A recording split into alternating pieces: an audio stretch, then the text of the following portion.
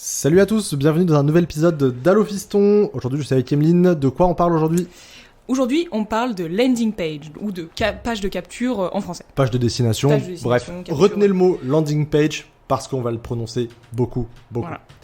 Alors, Emeline, la première question que j'ai envie de te poser, on rentre dans le vif du sujet. Qu'est-ce que c'est une landing page ? C'est quoi l'objectif en fait ? Pourquoi est-ce qu'on fait ça ? Alors, pourquoi est-ce qu'on fait ça ? Je pourrais en écrire. Une landing page, c'est un canal d'acquisition en fait. C'est vous avez quelqu'un qui ne vous connaît pas forcément, donc vous allez avoir une annonce, ça peut être sur Facebook, sur Google, ça peut être un lien d'affiliation, du referral, que sais-je, et vous allez les orienter sur une landing page plutôt que sur votre site. C'est-à-dire une page qui va être designée pour soit qu'ils achètent quelque chose, soit qu'ils mettent leur email, soit qu'ils prennent un rendez-vous avec vous, que sais-je. Bien sûr. L'idée, en fait, c'est envoyer des gens vers une page unique avec un objectif unique. C'est très important. Ils ne peuvent pas sortir parce que si vous les envoyez sur votre site internet, qu'est-ce qu'ils vont faire ? Peut-être qu'ils vont regarder un produit, deux produits, les témoignages clients. Ils vont se balader sur la page qui sommes-nous, le contact. Et en fait, ils vont apprendre des trucs, mais ils vont pas réaliser d'objectifs. L'intérêt vraiment d'une landing page, c'est c'est une page unique, sans lien sortant, ou avec un seul lien sortant qui est celui qui vous arrange. Enfin, un seul. Au moins quelque chose qui est contrôlé.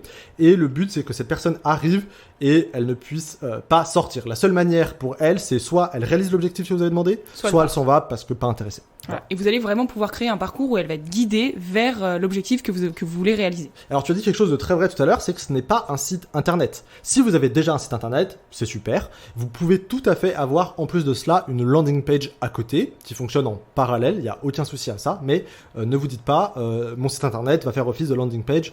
Non, ce n'est pas le but. Peut-être un exemple pour vraiment les aider à situer ? Oui, alors tu as un exemple en tête ? Alors je sais pas, imaginons, moi je suis fan d'apiculture, de permaculture, tout ça, et il y a pas longtemps, il y a quelqu'un qui m'a approché parce qu'il veut vendre du miel. Donc imaginons, il a sa boutique de miel en ligne, qu'est-ce qu'on va faire ? On va pas rediriger les gens sur son site, on va les rediriger vers une page où on vend son meilleur produit, celui pas forcément le plus cher, mais celui qui se vend le mieux, et on va expliquer un peu genre l'histoire, comment c'est fait, on va mettre peut-être quelques photos des ruches, et à la fin, on va dire une offre, regardez, 2 pots de miel, je sais pas, 2 pour le prix d'un, ou même pas besoin de brader, et la seule issue que les gens ont, c'est soit ils achètent le miel, soit ils partent. Exactement, et donc ça marche effectivement pour le e-commerce, mais ça peut marcher pour par exemple la prise de rendez-vous en ligne. Vous pouvez tout à fait, si votre site internet, vous sentez que vous n'êtes pas tout à fait à l'aise sur sa capacité de prendre des rendez-vous, vous redirigez les gens vers une page unique sur laquelle vous avez mis votre photo, la photo de votre cabinet, votre service, nanani, nanana, et puis un module de prise de rendez-vous en ligne, ça peut tout à fait fonctionner. Voilà. Et du coup, vous pouvez aussi avoir une landing page sans avoir de site internet. Exactement. C'est très facile. Vous pouvez tout à fait, si vous voulez pas investir dans un site internet, souvent c'est un peu plus cher à faire, eh bien vous pouvez juste faire une landing page toute simple grâce à des super outils, Emeline. Et oui, la bonne nouvelle, c'est qu'il y a plein d'outils qui existent sur le marché, très très simples. La plupart sont quand même gratuits au début d'un certain nombre de visites. On pense notamment à Unbounce, qui est celui qu'on utilise le plus ici, mais vous avez aussi WordPress, tout simplement, Lead Pages ou Wix. Alors évidemment, comme d'habitude, on mettra le nom des outils dans la description de l'épisode pour que vous puissiez Après retrouver. vous tapez créer une landing page, il y a pléthore d'outils. Il y en a énormément. Mais c'est assez simple. Et il faut surtout garder ça à l'idée, c'est qu'une landing page, ça doit être simple. Ça doit être simple. Et une landing page, en fait, c'est par extension, il y a plusieurs grands types de landing page. Alors on sort un tout petit peu du cadre de la notion très fermée de une page avec un déroulé, etc. Parce qu'en fait, il y a d'autres choses qui existent pour capturer des informations ou faire réaliser des objectifs assez prospects. Emeline, qu'est-ce qu'on a comme exemple de grands types de landing page ? Alors, on a la landing page classique, dont je vous parlais avant, où soit on redirige vers un produit, ou voilà, il y a juste un petit bout de texte, quelques images, tranquillement. On a aussi la landing page quiz, donc je sais pas, je me balade sur Facebook, je vois un super quiz, quel est mon profil ayurvédique ? J'avoue, je clique et à la fin, il va peut-être y avoir laissez votre email ou alors vous êtes Vata et qu'est-ce que ça veut dire pour vous ? Booker une consultation avec un spécialiste et il vous créera un régime alimentaire adapté pour vous. Ou dernier type d'exemple après le quiz, c'est le webinaire. Je sais pas, je m'intéresse à l'alimentation pour les sportifs, je sais pas, je veux faire un marathon et là je vois ce mec un peu musclé en débardeur qui me dit ce soir à 20h, je vais vous dire comment j'ai réussi à coacher le champion de France d'athlétisme, je sais pas trop quoi. Je laisse mon email pour suivre la conférence à 20h. Exactement, ça c'est les 3 grands types, il y en a sûrement d'autres, mais c'est les 3 types, je dirais, les plus faciles, entre guillemets, à mettre en place avec les meilleurs résultats. Mais surtout, en fait, il faut qu'il y ait une incitation derrière. Qu'est-ce que la personne va gagner ? C'est le fameux « What's in it for me ?» Pourquoi est-ce qu'elle passerait du temps sur votre site ? Qu'est-ce qu'elle y a à gagner ? Est-ce que c'est de l'information ? Est-ce que c'est une réduction ? Je sais pas. Voilà, il faut en fait, avant quel que soit le type de landing que vous alliez mettre en place, il faut réfléchir à pourquoi je fais ça, quel est l'objectif que je veux accomplir avec cette action. Exactement. Du coup, on arrive à quels sont les éléments essentiels d'une bonne landing page. Exactement, parce que quel que soit le type de landing page que vous créez, entre guillemets, vous savez que vous avez à peu près entre 2 et 8 secondes pour convaincre. 2 et 8 secondes, c'est extrêmement court. Donc, vous devez aller droit au but. Ça, c'est la philosophie générale, c'est vous allez droit au but, vous ne vous perdez pas dans des détails. Vous ne commencez pas à mettre cette super photo hyper stylée, mais qui en fait n'apprend rien sur votre produit. Il faut que tout ce que vous fassiez aille vers l'objectif que vous avez conçu. On a un terme en marketing qui est above the fold, et en fait, ça veut dire que c'est les éléments que vous allez mettre sans que l'utilisateur scrolle. Voilà. Donc ça peut être soit sur ordinateur, mais surtout sur mobile. Et donc si vous commencez votre landing par une énorme image, qu'est-ce que la personne va voir? Une image. Elle va pas forcément vouloir descendre parce que vous n'avez pas capturé son attention. Du coup, commencez vraiment par des éléments avec un titre un peu vraiment qui répond à la problématique de la personne, un peu catchy ou alors un peu mystérieux, pour qu'elle reste et qu'elle ait envie d'en lire plus. En fait, il y a un très bon épisode que vous pourriez écouter en parallèle de celui-ci, c'est l'épisode sur la méthode AIDA. Oui. Voilà, très qui bien. était l'épisode Parfait. qui expliquait comment capturer l'attention des gens et convertir. Mais si on revient à des éléments un peu plus factuels, ce que qu'on pouvait mettre en général, ce qui est des bonnes pratiques à mettre sur sa landing page. Alors d'abord, c'est une description de votre offre, de votre produit, votre service, etc.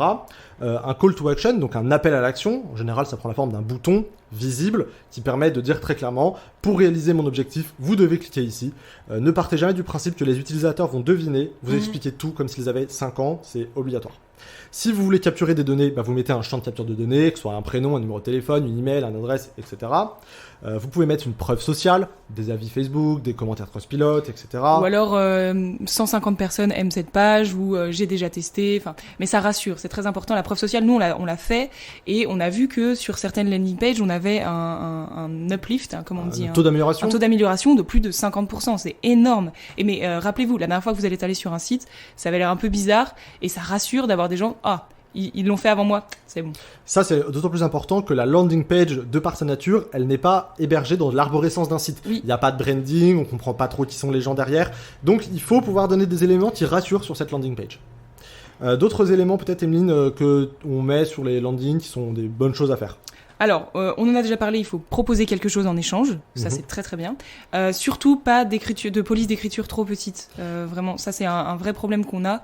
Et souvent, on a des cibles, par exemple des cibles un peu âgées, où nous deux, Louis, on a des lunettes, oui, faut le dire. Faut le dire. Et un visuel, ça c'est hyper important. Imaginons que vous avez fait un livre blanc sur, je sais pas, le marketing à l'ère de la recherche vocale. Ça c'est hyper intéressant, mettez le visuel du livre blanc. Je veux savoir, est-ce que c'est un pauvre feuillet qui fait 5 pages, ou est-ce qu'au contraire c'est fourni? Est-ce qu'il y a des experts? Teasez-moi un petit peu. Si vous avez les moyens et les connaissances techniques pour le faire, vous pouvez même faire une sorte de système de preview avec des morceaux de texte qui sont lisibles, d'autres morceaux qui sont un peu floutés. Bref, il faut que les gens comprennent directement que vous leur proposez quelque chose de sérieux, de qualitatif. C'est pas un énième PDF entre guillemets de merde, vous me passerez l'expression, qu'on peut retrouver sur internet. Montrez-leur que vous êtes différent et que ce que vous proposez c'est de la qualité. Et surtout faites de la qualité parce que c'est le seul moyen de sortir aujourd'hui. Mais ce qui a très bien marché, par exemple, il y a une landing page qu'on a fait il y a pas longtemps, où en fait on a enregistré l'écran, on a mis le dossier gratuit, on l'a fait défiler sur notre téléphone, et donc on le mettait en vidéo sur la landing page, et ça les gens ont adoré, parce que tout de suite on voit concrètement ce que ça va changer dans notre vie. On se projette. Voilà. Alors dernier petit élément de détail entre guillemets, c'est dans la construction de votre landing page, il faut respecter la méthode de lecture en Z. Alors c'est un petit peu théorique, ça varie d'un site à l'autre, mais grosso modo on a remarqué, donc c'est sourcé, c'est backé, c'est prouvé scientifiquement que le sens de lecture de l'œil suivait un Z sur le site internet. Donc vous imaginez un Z dans votre tête et l'œil suit le parcours de cette lettre. Donc l'idée derrière ça, c'est mettez tous les éléments les plus importants sur la trajectoire de cette forme de lecture pour que instinctivement les gens voient, comprennent ce que vous fassiez et puissent en gros convertir quoi.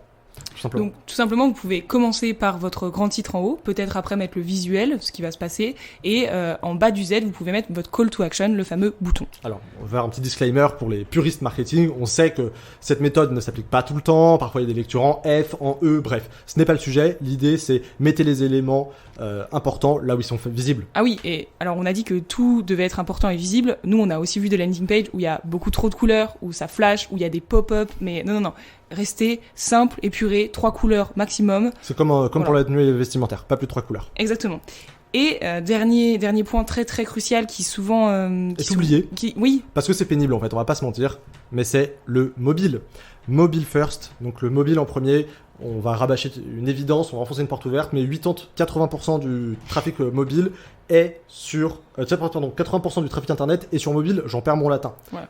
Qu'est-ce que ça veut dire ? Ça veut dire que quand tu réfléchis à une landing page, tu l'as fait sur mobile directement. Parce qu'il n'y a rien de pire que faire un truc responsive ou qui marche pas trop. Et surtout, vous la testez sur mobile. Et ce qui est très important, c'est si vous mettez des images, compressez-les avant. Il faut savoir que le taux de bounce, c'est vraiment le taux de retour. De rebond, excuse-moi. Il est hyper important. Si la landing page ne se charge pas en moins de 3 secondes, vous l'avez déjà fait. Vous cliquez sur une petite offre, ça vous intéresse un peu. Il y a un truc blanc où il y a la moitié des éléments qui chargent. Tu pars. Exactement. La manière dont est mesuré le taux de rebond, c'est très important. Le taux de rebond, c'est le pourcentage d'utilisateurs qui chargent votre page et qui ne font rien. Quand votre site commence à se charger, généralement, les scripts de tracking de Google Analytics se chargent dans les premières choses, parce que c'est les plus importants. Et le script se charge, donc il enregistre qu'une personne est venue. Mais par contre, si le reste de votre contenu met du temps à charger, parce que les photos sont lourdes, parce que vous avez mis des systèmes d'animation, etc., le tracking va comprendre que une personne a chargé la page et elle est repartie tout de suite sans rien faire parce que le temps de chargement était trop long, elle avait la flemme d'attendre. Et c'est souvent pour ça qu'on passe par une landing page, parce que les sites souvent sont beaucoup plus fournis, beaucoup plus complets et prennent plus de temps à charger. Voilà.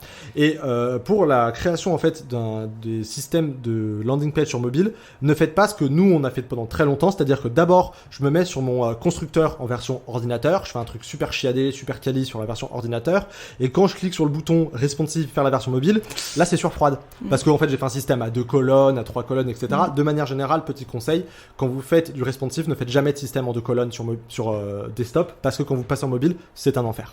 Et aussi, tout simplement, si vous voulez tester une idée, vous faites que du mobile, tout simplement. Si 80% du trafic est mobile, vous embêtez pas. Vous faites pas de version desktop, vous vous concentrez sur ces users-là, et on y va. Et je rebondis sur ce que tu disais tout à l'heure, excusez-moi, c'est que quand vous testez votre landing page sur mobile, testez-le avec votre propre téléphone. Oui. N'utilisez pas les aperçus des builders, les aperçus de Google.